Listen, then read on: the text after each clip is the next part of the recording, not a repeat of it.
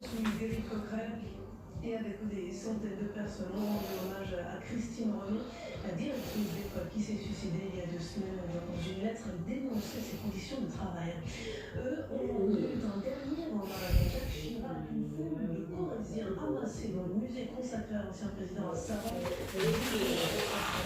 Pour les chaleureux, appréciés par sa fille Paul Chirac. Les tirs résonnent de nouveau en Irak. Les autorités répriment un mouvement de contestation de la population. Elle demande du travail et dénonce la corruption de son gouvernement. Milliers d'Irakiens sont encore dans la rue aujourd'hui pour le 5e jour consécutif. La Bérésina pour les Bleus aux mondiaux d'athlétisme de 3 Françaises ont couru le 100 mètres S. Solène Dama n'a pas réussi à franchir la première haie. Fanny Queneau a terminé 6e et Laura Palette 8e. France Info. Et tout est plus clair.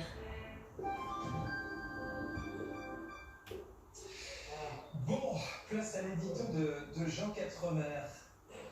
Katia-Line, vous n'avez pas le sentiment que Jean Quatremer cherche à prendre la place du présentateur et commence à s'amuser pareil en tout cas? Ah oui, c'est vrai. C'est n'importe quoi quand même. Les chaussures quand même très stylées.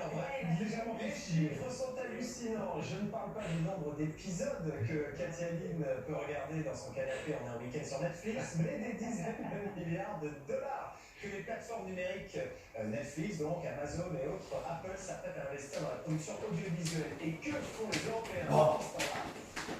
Marteau, achetez, hein. Un jour, Marteau, jument. Acheter, hein. Français, voici les guitons du tour de la faute à l'Europe en 80.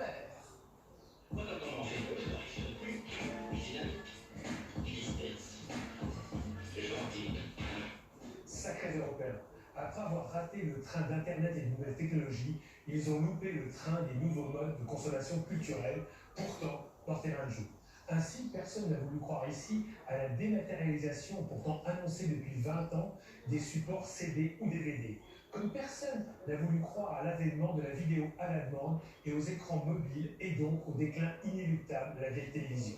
Résultat, les Américains Netflix, Amazon Prime, Disney et maintenant Apple ont raflé tout le marché. En France, où on a un fort attachement à l'esprit des Maginot, les patrons de chaînes, y compris payantes, ont longtemps regardé avec mépris ces enfants turbulents, sans comprendre qu'une nouvelle fois, les États-Unis réinventaient le monde.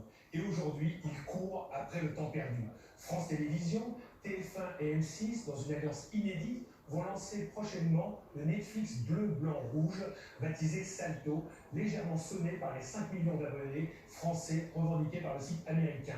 Le Royaume-Uni lance Brickbox, lui aussi issu d'une alliance entre la publique BBC et la privée ITV. Quant à l'Allemagne, elle réfléchit comme d'habitude.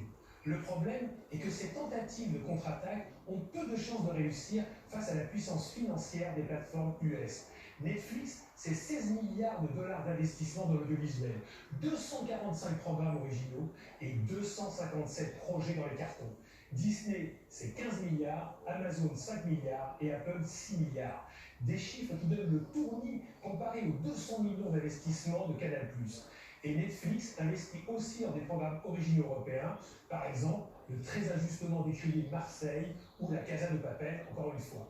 Un Netflix européen aurait plus de sens pour faire face à ces monstres. Mais la fragmentation du marché européen le rend totalement impossible. Ce n'est pas seulement une affaire de langue à l'heure du numérique, un programme pouvant être sous-titré et même doublé dans de multiples langues.